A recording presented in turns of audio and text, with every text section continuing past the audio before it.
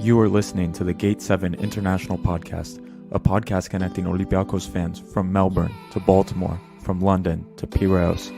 We are 4 Olympiacos fans from every corner of the world, bringing you news and interviews of the team you love in English.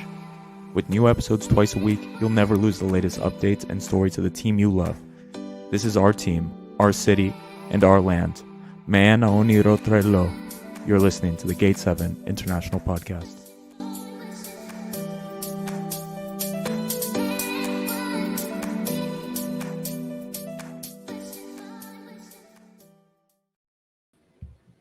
Well, hello there, everybody. Welcome to the Gate 7 International Podcast, your official English source for all things Olympiacos FC and Greek football. You're listening to episode 117. My name is Peter Thompson. I'm here with my co-host, Adi Bouloubasis. Olympiacos won a game, and we are very pissed off. Adi, how you feeling?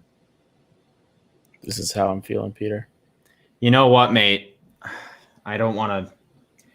Yeah, maybe I'll do it off camera so it doesn't look as bad. I don't want to seem like I'm an alcoholic, but I've got a handle of vodka in the fridge that I might just chug because that was, I got to tell you what. So I didn't watch the Olympiakos game. I was busy. I've been away from the pod actually for a couple of weeks. It's been a busy with school, getting back in swing, but I forgot how shit these goddamn league games were, man. So I wanted to gouge my eyes out. Like the football was just so poor. I could not care less about winning, getting the result. I mean, well, obviously it's nice we get the result, but like it doesn't mean anything to me in terms of how we played. Like this was atrocious, just so bad. I don't even know like where to start or what to like the narratives are. Like just nobody really played all that well. Like we as a team, you know, you can look at any stat you want. They had the ball way more than they should have. They got way more chances than they should have. We did nothing when we had the ball. We couldn't hold on. We couldn't string 3 passes together to save our lives. It was awful. I mean, maybe I'll go into rants about specific players in a bit, but like in reality, like everyone is just horrible. Everything was god awful today.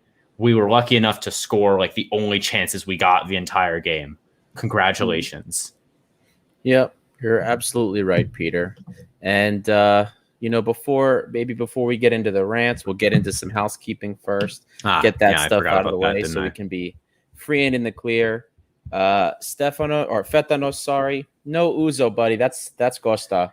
I don't Fetanos, I've got to be honest with you, mate. I can't stomach. I had it when I was in Maryland, they had it once, and I like ripped a shot of it, and I was...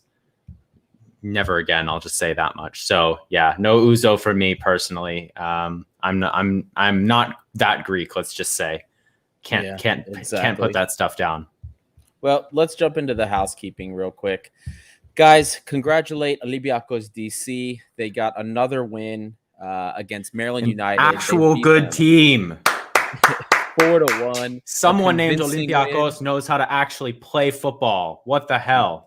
Yep, and they've been playing. Congratulations to Olympiacos well. DC. Philip is doing a great job out there. He is. Philip's doing fantastic work with the boys. They look great. The 1-0 loss against the team that beat them in the division finals was a tough one, but they look good. I really believe they can repeat for the fall season. So fantastic work from the boys. I will continue to hope and wish them well. And I am going definitely to more games. It was a blast when I went out there a couple weeks ago. Couldn't make it yesterday, but I am definitely trying for next week. I'm so jealous you get to go, Adi. I'm stuck here. It'd be a long drive for me to make it down there, let's just say. So maybe one day I'll get to catch a game. But if you're in the area, DMV, Maryland, DC, Virginia, you want to watch a team named Olympiacos without actually wanting to jump off the stands, Olympiacos DC is your squad. Give them a look. You can also watch online. Is it Facebook, Adi, or is it their website where you can stream all the games live for free? It's we post the links every week. It's on 11sports.com. They're all free. We post them before the game, but you can check out olympiacosdc.com and they will always have the links up. There you go. And as always, guys, it is a HEPA season. If you are looking to get involved with some philanthropy, helping out the motherland in any way you wish to, or just meeting other Greeks, check out your local AHEPA chapter. Go to ahepa.org to find out where your local chapters are and see how you can get involved. Lastly, thank you to our sponsor, Piraeus International. Piraeus International is your one-stop shop for all your international trans-shipping needs. Whether you're shipping olive oil, packages, cars, or relocating entirely, Piraeus International is here to help. Please give our friends a call at 410-675-4696 or email them at sales@piraeusintl.com and see how they can help you today. All right, Peter. Well, now let's just you know what? Let's just get into it, because the free agent window ended on this past Friday. We brought in Garry Rodrigues because clearly we were not happy with the options that were currently available. We needed more reinforcements. So we bring in Garry Rodrigues specifically for Greece for now. He cannot be put on the European list until the winter transfer until January, assuming we make it into the next round of the knockout competition, or for Europa League or European Conference League, whatever it is. Now, the problem is Lambro and I talked about post-match on Thursday that this could have been a turning point for the club. And we hoped that maybe the win would get us moving. You guys were so optimistic. We were. And now we watch this game and this is one of the ugliest wins. It was a turning point for the worse. Yeah, I mean, I have to say at halftime when we were winning 2-0, I mean, I said in our group chat, I was like, this is the ugliest 2-0. This is super ugly. I mean, we did not deserve to be up 2-0. We were fortunate that we finished our only 2 chances, but man, did we look bad.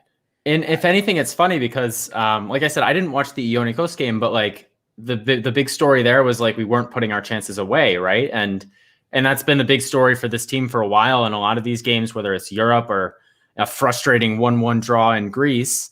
Was that Atromitos? Fucking hell, I don't even know anymore. It was Atromitos, yes. You get what I'm saying, guys. I'm sorry. I've been really busy with school and stuff. But anyway, like the story the whole time is like we can't get chances, and like today we get absolutely bailed out by Bouchalakis' goal. I believe took a deflection. Is that right? Yep. Goodness me, I can't even. Cisse scores the header. Like, yeah, it was still a decent shot by Bouchalakis. It was. Yeah. But we were relying on, first of all, a set piece header from Cisse. We don't score many off of set pieces recently. And then that Bouchalakis shot was pretty far. That's a very low XG shot. If we replay this game probably 10 times, we don't score 2 goals. And it's still like we want consistent goals from the attackers. I get El Arabi is not in the team today, but I mean, Adi, like you're gonna do the Garry Rodrigues deep dive later, so I don't want to like talk too much about Garry Rodrigues, but like we know there was the whole joke of last year with the Garry Rodrigues saga, and Lambro was like very, very much not wanting him, and it just seems like the club let's say we needed one big winger, like a Podence type player to come in and just be a game changer. And instead we went and bought 3 bang average wingers that aren't like, we said, instead of one player, let's get one good player. Let's get 3 average players. It's very sad. And the attackers, we're still wondering where their goals are going to come from. Maybe it'll just take some time. Who knows? I said Kenny Lala was going to take some time for like the last year, and look where that got us. So I'm a bit less optimistic. I've been burned before, as they say. So it's you have to look at that, and it's just really disappointing to see how some of these wingers have turned out. And yeah, I mean, like I am not taking anything from this result because, like you said, like this is a team that has just been struggling to get goals, and this is quite clearly a trend that we can't expect to repeat. It's and this is against Lamia. Exactly. And this was something Lambro and I talked about on Thursday. It's when you're discussing, maybe like with the Atromitos game, right? Sure, we drew that game, but there were positive signs because we were creating chances here and there. It was the finishing that was the problem. Right. In this game today, this is the type of stuff we were talking about should irritate you because we weren't making a lot of chances. I mean, hell, when we got beyond half field, what did we do? Were we even building? Were we even making nice buildup? No, it was poor. That goal that Lamia scored, I can't. That was nice. Better than anything we did today. I don't see anything today. When have we played that we could have offered something like that so far? Yeah, you're right. No, you're absolutely right. Fucking hell. Even against Neftchi, we didn't see stuff like that very often, which is no, and it's sad and it's not good. It's not good at all. And the thing is, well, you know what? Let's take it back a little bit. When you saw the lineup, when we posted the lineup pre-match, were you concerned at all when you saw the lineup, or did you like it when you saw it?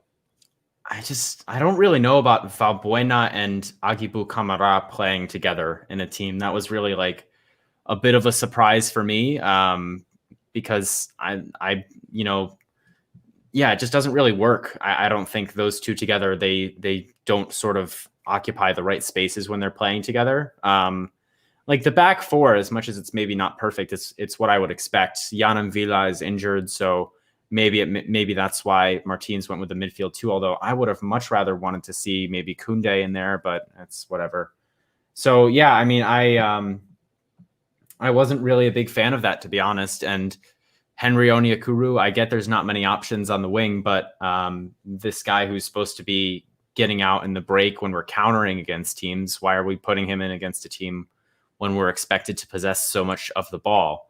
Not that there are a lot of better options right now, because this is the way things are for Olympiacos at the wing position. But mostly some of those decisions up front really didn't make a lot of sense to me. But yeah, there's not a lot of other options either. Well, the thing for me was I got excited when I saw that on paper. Okay, here we go. 4-2-3-1. 4-2-3-1's coming back. That I was excited about.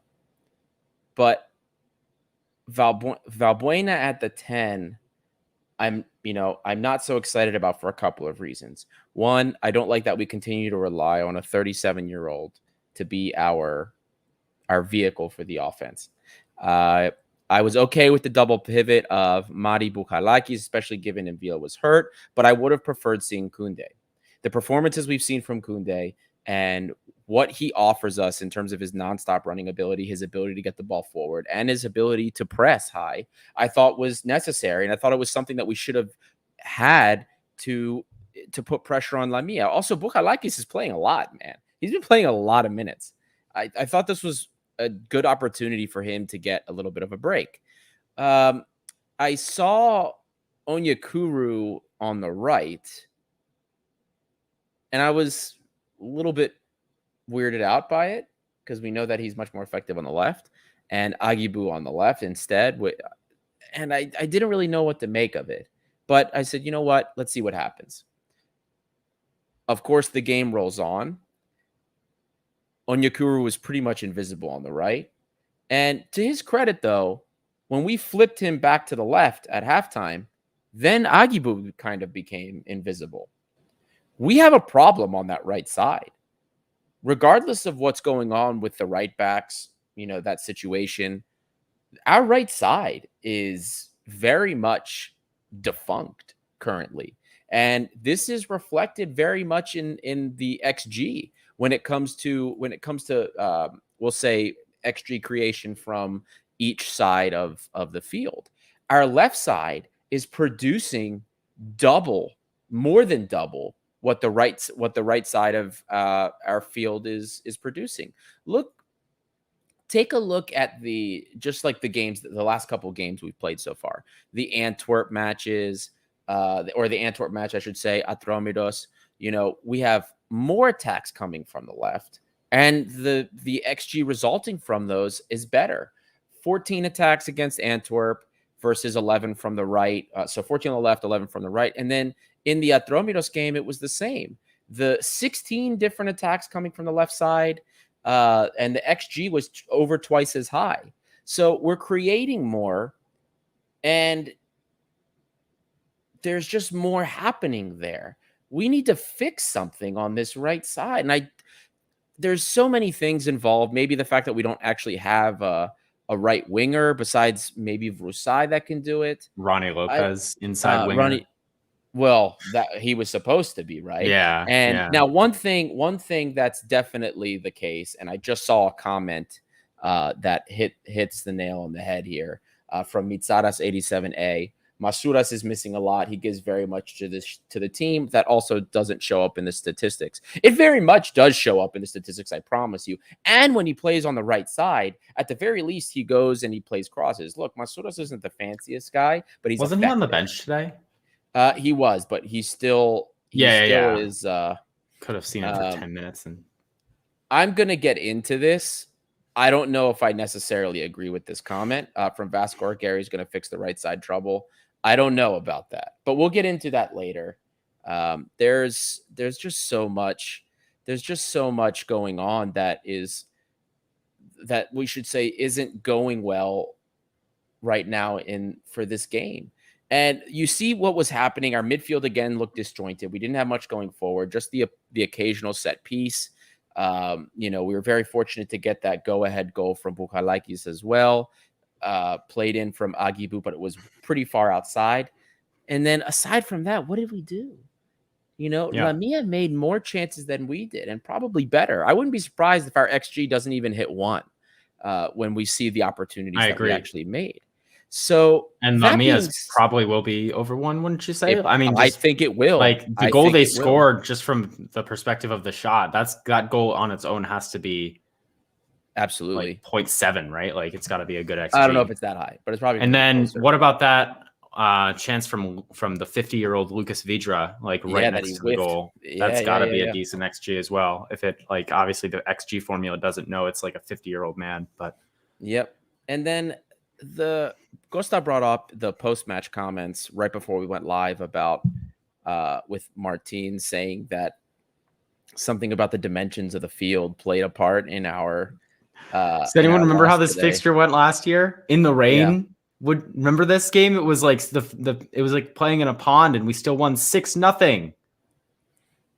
Well, that was the team. That was the last year's team that had trouble creating chances in the beginning of the year, and we didn't score a goal in the first half for like the entire first half of the season, and we beat this team 6-0 on this pitch.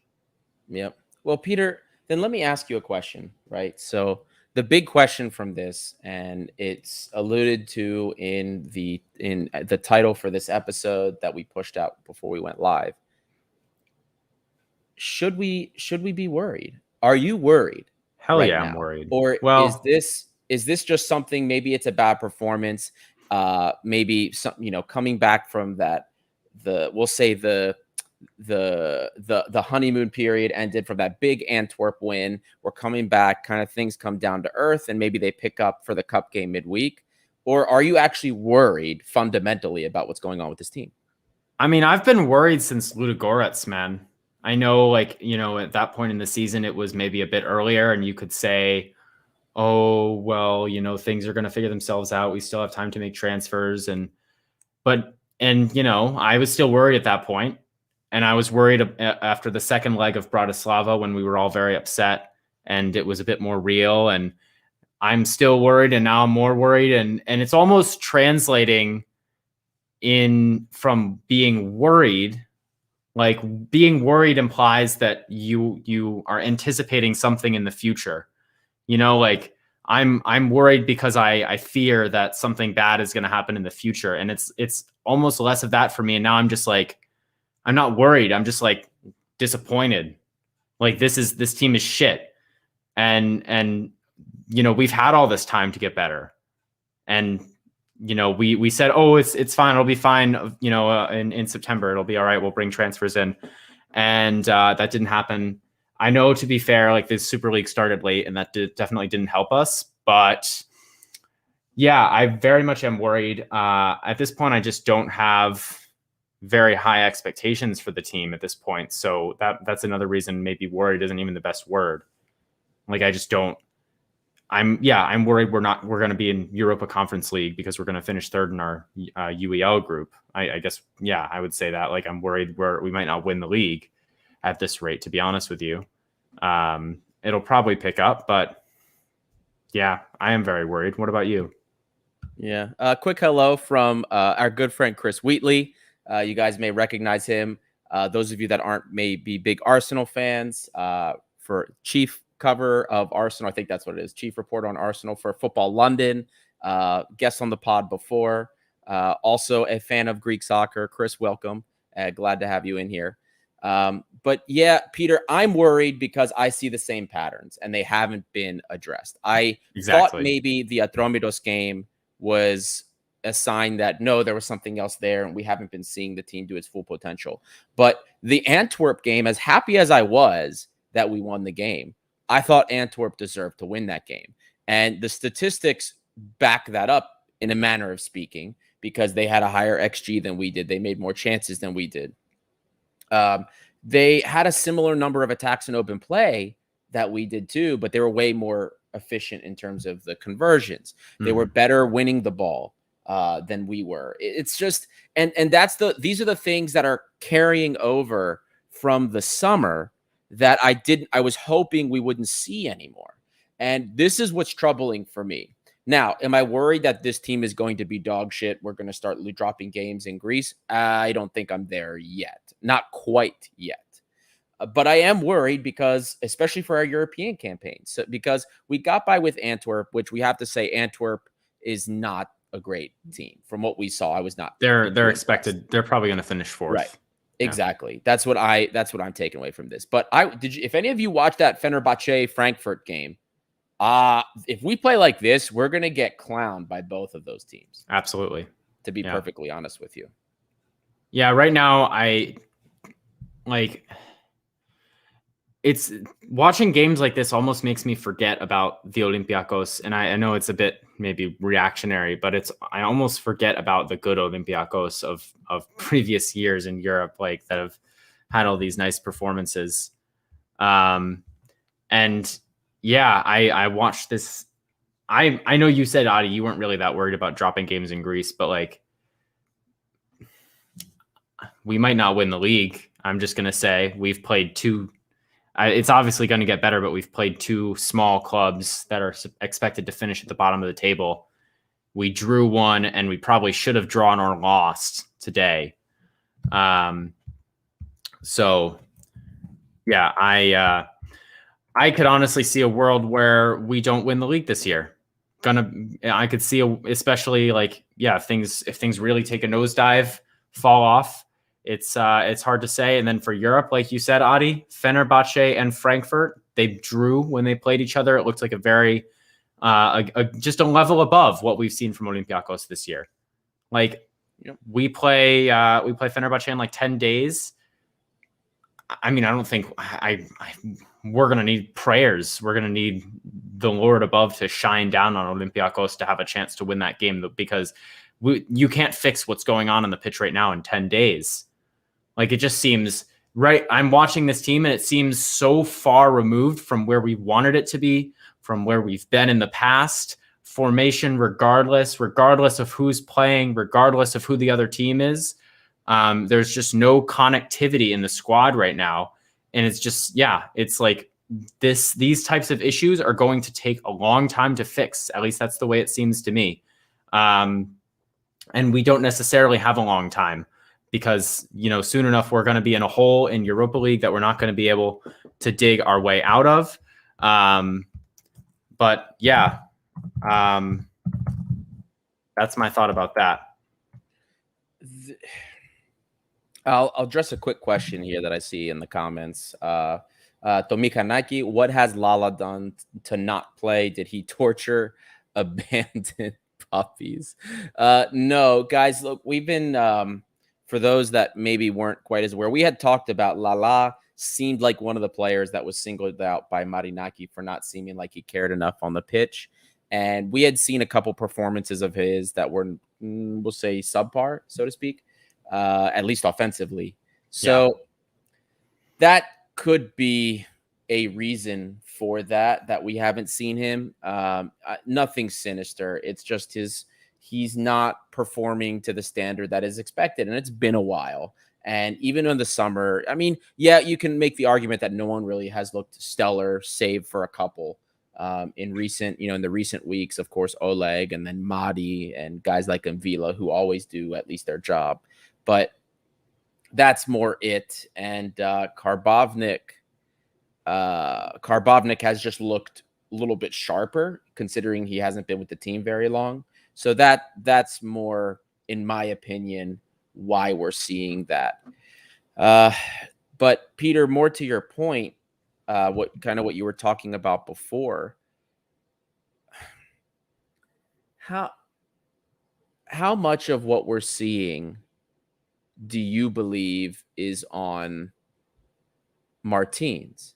Is Coach Martins losing the plot here, or is it too early to say? Who would have thought we would be here at this point in the season? Can we just take a moment to like think about? I know I see Fetanos' comment as well. He says, "Love the optimism, guys. Look, it's not a bright shiny day. Let's just say, but yeah, Adi, it's so weird to think about, but I really think I really am starting to question like what happened to Martins. He seems to just be like deviating on some things, and then maybe other things that you think he maybe should change because of the new personnel we have. He's not changing, and he's sticking to like some things that we didn't like in the past. Remember, he built up for this 3-4-3 the whole time, and we haven't seen it like once all season, or maybe once or twice all season long. Like, it's just really weird from Martins, and I mean, it's hard to imagine that firing Martins right now and replacing him is actually going to get us in a position where we start doing better. Like, no. I don't necessarily think that's the case, but I think a lot of the issues right now, we have to look and we have to say these are coaching decisions that were made that are putting us in this position. So yes and no, I guess, for is Martins losing the plot. I'm amazed that, like I said, I'm amazed we even have to be entertaining this question. Like, remember after the Arsenal game when we lost and people were saying Martins out, and we were like, guys, stop it. Martins is like good, everything, blah, blah, blah. And now like, I'm genuinely like, what is it? Just maybe it is some disconnect between Martins and the board, or something like the transfers just flopped to some degree and are not really doing what they want. It's very weird. I never would have thought we'd have to be discussing Martins like this even. Well, look, for me is I don't necessarily think he's lost the plot. Not yet. I'm more concerned that he's kind of outthinking himself. He's at a point that's a good way to put it. And that's kind of what I see. I see sometimes these like overhauls that he's made where in the past he had to do them out of necessity, versus now I think he's doing it more or less to just try something different. And I think he kind of just needs to go back more to basics. So and Blambro and I brought this up last week. In his first year, it was specifics. It was details, tinkering with details. The center mid pairing, the center back pairing, things like that. Wings on different sides here and there. But he would establish a core and then keep it. And I think he's trying to do that now. But at this point in time, it's not necessarily working. There's a couple of questions here. Well, maybe not questions, but some comments, I think, that everyone seems to have their own idea of what they think is going on. From Lex, old school coaches would take the players at a hotel for a week or so to fix mentality issues. Martins has been, until this current point, pretty good with addressing the mentality of the club. Whatever's happening this season is unique to this season. We have always been a mentally strong team, especially in the first two seasons. The way the team rallied when we were playing against the likes of Bayern Munich and Tottenham, despite taking on a goal early here.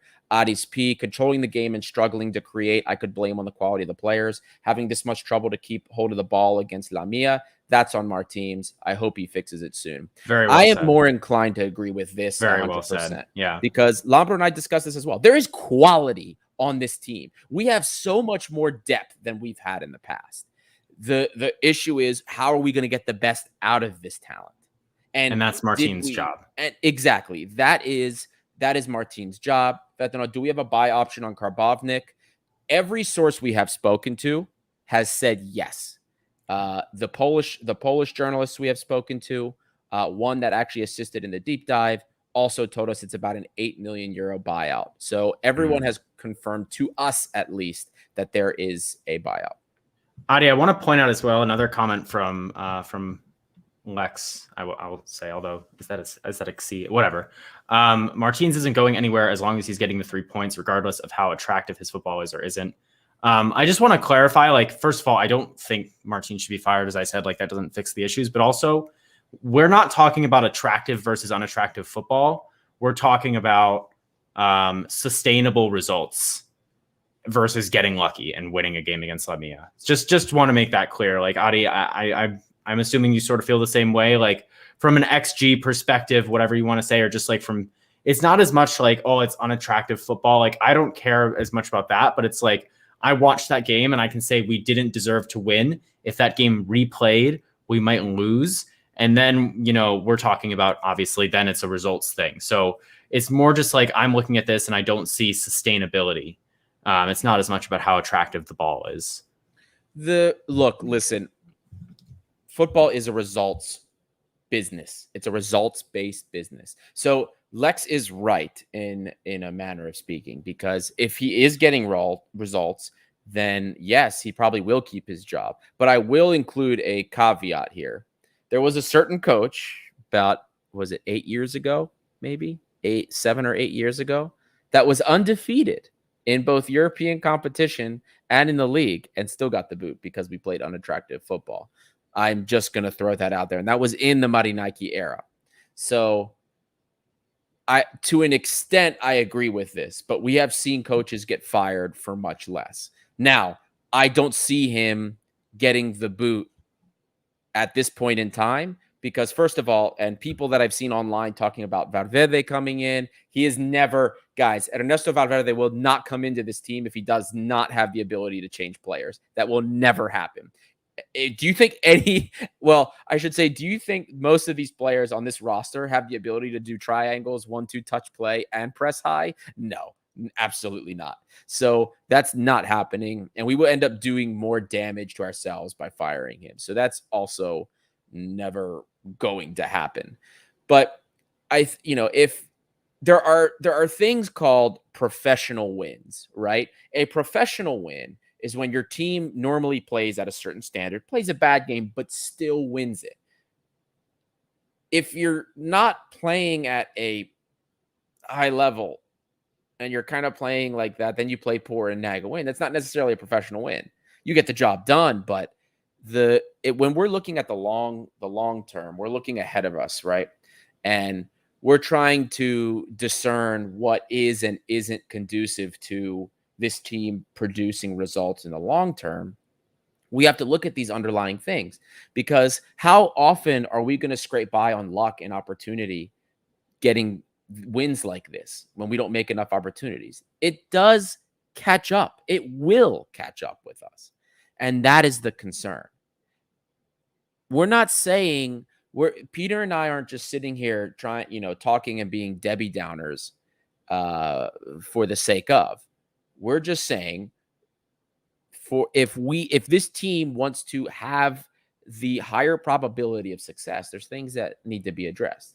Otherwise, we can sit and play ugly ball and flip a coin and hope for the best, like Panathinaikos did with Bologna, if that's what you guys want. So, this comment from Fetanos has me.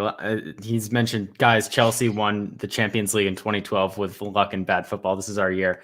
The only reason it's making me laugh is because every time I think about Chelsea winning the Champions League in that season, I think about Gary Neville when Fernando Torres scored that goal and he was like, oh, like, you know what I'm talking about? And he has an orgasm on screen. That's just like, I can't think of that without laughing. But anyways, yeah, I mean, we don't want to drone on about this game, obviously, but there was definitely some talk on the social media today. Fans are starting to get a bit uppity about Martins, and we figured it would be something to chat about. But Adi, I mean, is there anything else before we go into man of the match and coach's grade? Let's just do it. Let's do it. There are two quick comments here that I think also are valid. These are valid points. There's one here from Adi's P. Also, the experimental preseason with 6 friendlies in the span of 8 days was a bad idea. And the reasoning behind that, they didn't want the players to get bored from too much training, even worse. I don't necessarily know if the last part was a part of it, but yeah, we had a lot of injuries. And then when we trained all summer for a 4-4-2 lose to Quinio, that did throw a little bit of, I should say, a wrench in things. Then we have another one here from Yorgos Karolanis. The team doesn't have fantasy for our attack. We don't have chemistry between the players. We don't create chances to the opponent goalkeeper, but we still do bad games. So let's wait and see. And if we're thinking with perspective, the Atromitos game, yes, like we saw a game where we had a lot of opportunities but couldn't finish. And then in the game today, we had very little opportunities, but we did finish them. So let's see what happens. Let's see what happens in the long run with that. Hopefully that this turns out to be just a bad game, and then we pick up from here. We're all going to hope for the best. But back to the man of the match and coach's grade. Man of the match is going to be tough for me. The Cisse header that put us out in front really turned things around. But I might end up, because that second goal is what kept us up. So maybe I give it to Bouchalakis for that reason. Bouchalakis seems like an easy pick. Either that or Lambros Sirmos. He was very good in helping us find streams for today as they kept going out. That's true. So Labro, we do have to acknowledge he put up a man of the match performance on the WhatsApp group today. Yeah, I will say I guess Bouchalakis as well. It's really like I'm almost tempted to just like the classic cop out when we all play like shit, just pick Vachlik. Because like the goal it wasn't his fault. It was a point blank attempt that was very hard for him to save, and he did make a couple other saves. Nothing outrageous, but like at least he didn't play bad. Yeah. So I'll go with Bouchalakis though. And then coach's grade. Yeah, I mean, like I think it was Adi's P at some point earlier today. Like some of it is Martin's fault, some of it is just the players being bad and not like. At the end, at some point, you just like the players have to be able to pass to each other. The players have to be able to hold on to the ball and dribble without giving it up. So like, I'm not giving Martins an F today. There were certainly some things like the starting lineup I wasn't really a big fan of, but I'm a bit, I maybe if anything would have wanted to see Valbuena off the bench potentially today. I'll go with like a C+. I don't really know. He didn't do anything. Obviously didn't do anything very well today, but like it wasn't like a disaster class from Martins. I actually feel like Adi, you might be a bit more generous than me on the coach's grade, but I'll wait to hear what you think. Well, considering that the likes of El Arabi, Masuras, and Mvila were not available today, those are 3 really important pieces. And it strains your lineup choice a bit. It does strain your lineup choice, but that still doesn't excuse with some of the things that we saw, some of the choices that we saw. Also, a major concern is here we are, Rony Lopez is supposed to be able to play a 10, and we didn't trust him to do that. So raises some red flags for me. Lineup,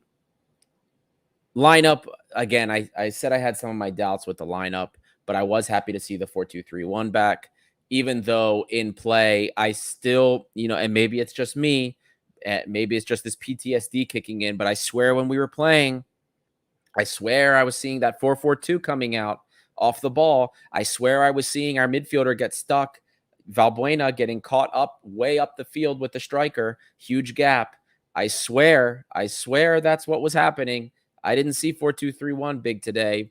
Anyway, I did like him switching Onyekuru back. I did like some of those switches. I thought it worked. I did appreciate the Koundé sub for Valbuena, but then Koundé played higher up the field, which was interesting. Yeah. Interesting for me. I'm not sure. I think I understand the reasoning behind it, but I'm not exactly sure how effective it was. Kunde should have been a little bit deeper, and we should have had somebody that was more 10-esque up there, even if it was Madi. But Madi was gas. So uh, as far as the rest of the game, like we can say that the changes that Martins made didn't have too many effects. So in the second half, because we still looked like crap in the second half. So I'm going with a C for a coaching grade. We didn't lose, so he does get points for that. There were some things that were good, but this what he did ended up not working to make us look better, and it didn't help us play better, and we almost ended up losing points. So Yep. C for me, and I think that's a fair grade. All right. Well, Adi, next up, we've got a deep dive that we're going to finish off the podcast with. Garry Rodrigues, our free transfer, the only free transfer that we've made in this window, or at least at the free transfer deadline, I should say. New winger, potentially to come in and be a game changer for us. Lambro's favorite player. Adi, what have you got for us on Garry Rodrigues?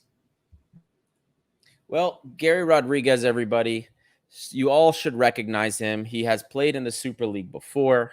He has been brought in as reinforcements because our winger, options need to be reinforced, as we have all come to know. He's a Dutch-born Cape Verde international, so he does actually have a Dutch passport, which means he doesn't take up a non-EU slot, so that is very important. Profile.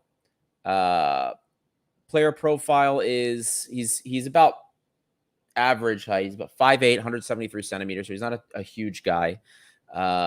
In his weight, he's also about 156 pounds. So I forgot to write the kilos here. So sorry for the metric people, but it's a good weight. It's a good weight, height weight ratio. We like that. He's got a pretty solid build, physical build. So we like that. His general player profile, he plays primarily as a left wing. So I saw some questions here about Garry being a Rony replacement or fixing our right side. He plays primarily on the left side of the field. He has played primarily on the left side of the field for the last 2 years. He can play right wing, and he has played right wing, but not very often. He's a direct winger and an inverted winger. That's where the most value and the most that comes out of him is in that position. So, and what I mean by a direct winger, for those that maybe don't know, is he's a guy that he gets the ball, he positions himself out wide, gets the ball, beats a defender, and if he has a chance for a shot, he's taking the shot. Otherwise, he wants to play the ball in so that somebody else can take a shot directly. He's very direct. I'll say a faster version of Lazaros Christodoulouopoulos, if the comparison helps give people a better image in their head. His preference is to play in stride with space in front, or, to use his speed. That's how he played with almost every touch in the Saudi league. For those of you that maybe are not familiar, he was playing in Saudi Arabia after he played in Turkey the season before for Fenerbahce. He isn't a winger that likes to get heavily involved in build-up, not like Matthew Valbuena. Valbuena, as you guys remember, or even and Fortunis, they're guys that they'll float around. They want to get involved. They want to help distribute and make stuff happen. So he's not going to do that. He's like an Onyekuru. He's going to sit out wide, and he wants the ball to be played to him. His stats the last couple of years. Last year, he played 18 games, almost 1,200 minutes for Al Ittihad. 4 goals, 4 assists, XG 3.5, expected assists 2. Not bad, but not amazing either. The season before that for Turkey, he played 29 games, totaling about 2,100 minutes, 4 goals, 6 assists with an XG of 8 and an expected assist of 5.26. So probably should have had more goals than he did. Created a lot of opportunities there. They seem to like him decently well in Turkey. Again, the stats aren't amazing, but they're okay.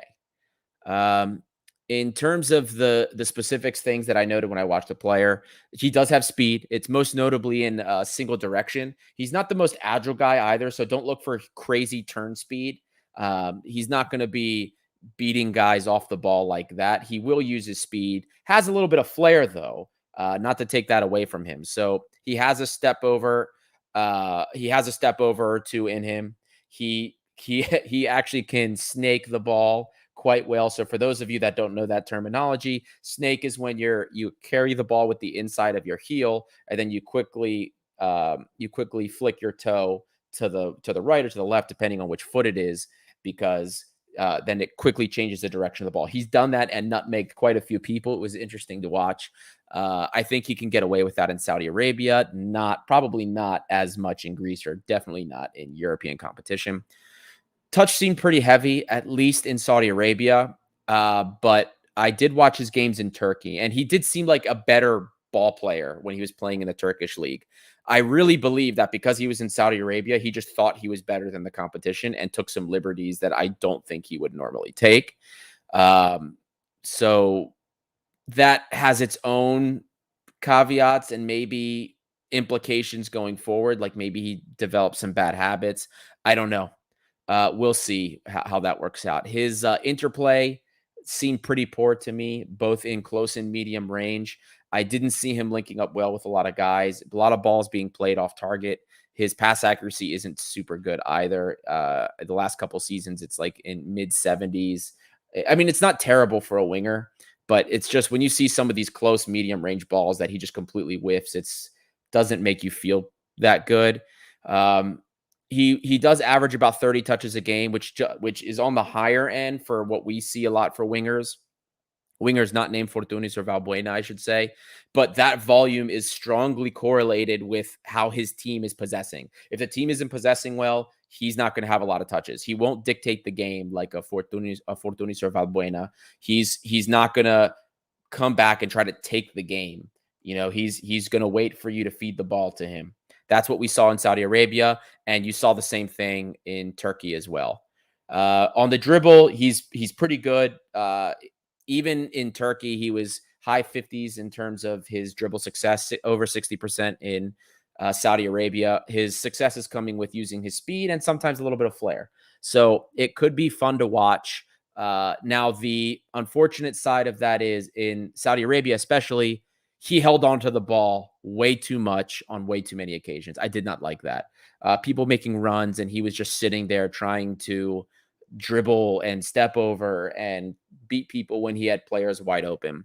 I was not a fan of that. He didn't try that a lot in Turkey. That was mainly in Saudi Arabia, which leads me again to believe that he just didn't take that league seriously. We're not looking for a guy here that likes to track back a lot, or at least not what I could tell, which is weird because Martins really wants a person that tracks back, and he's apparently been after him for 2 years, and this guy doesn't really track back. When he does, he's really poor closing players down. He's terrible in the air.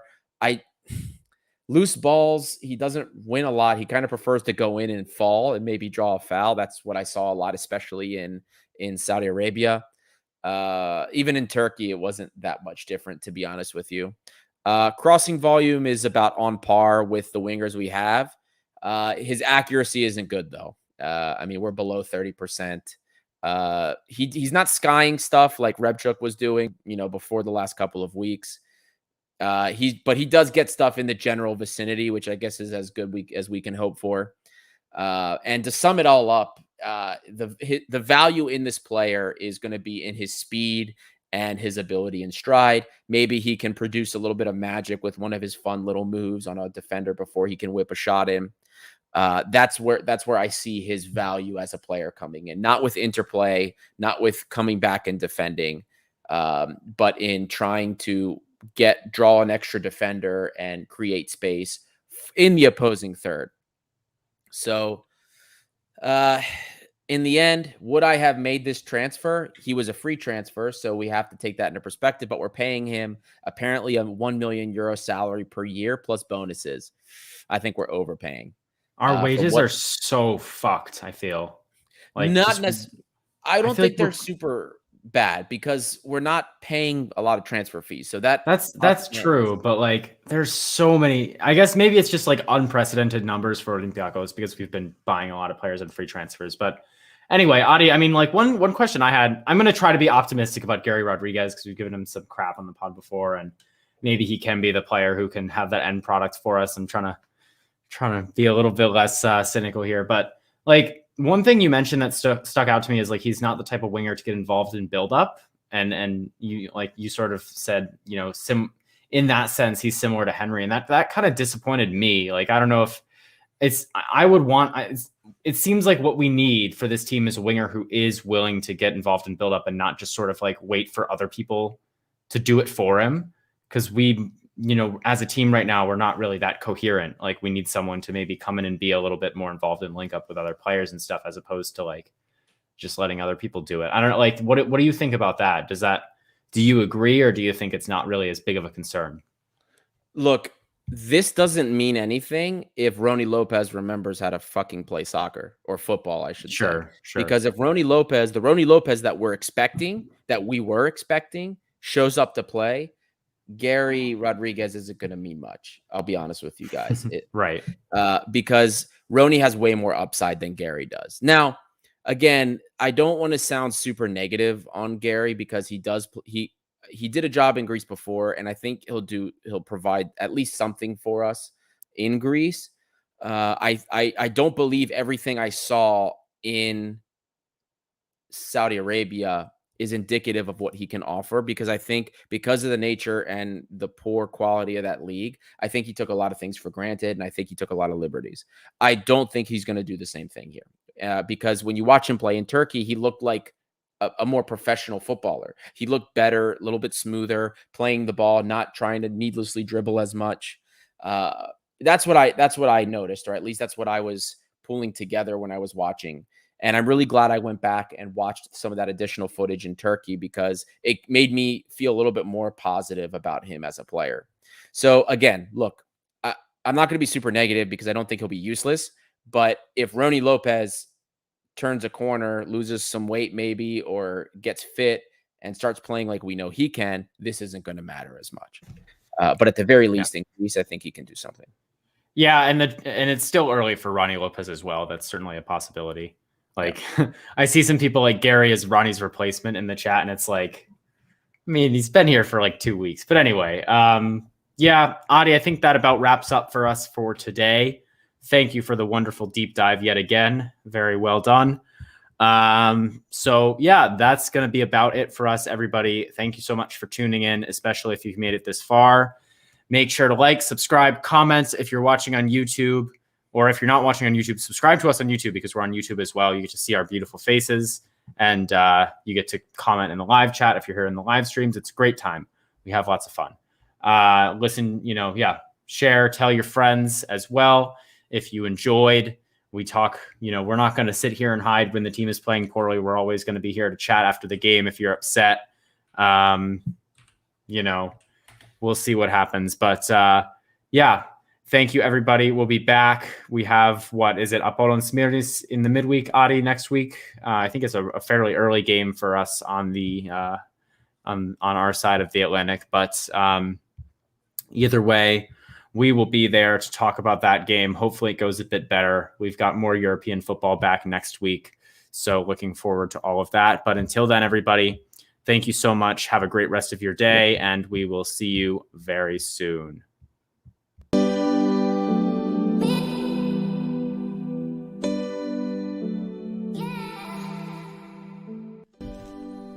You just listened to an episode of the Gate 7 International Podcast, a podcast connecting Olympiacos fans from Brussels to Tokyo, from Toronto to Geneva. We are 4 Olympiacos fans from every corner of the world, bringing you news and interviews of the team you love in English. With new episodes twice a week, you will never miss out on the latest updates and stories of the team you love. If you liked what you heard, make sure to follow us on social media at Gate7INTL. Give us a subscribe on YouTube, or even leave a review on all our podcast channels. Until next time, this is our team, our city, and our story. Θρύλος είσαι. Στο μυαλό κάτι μαγικό.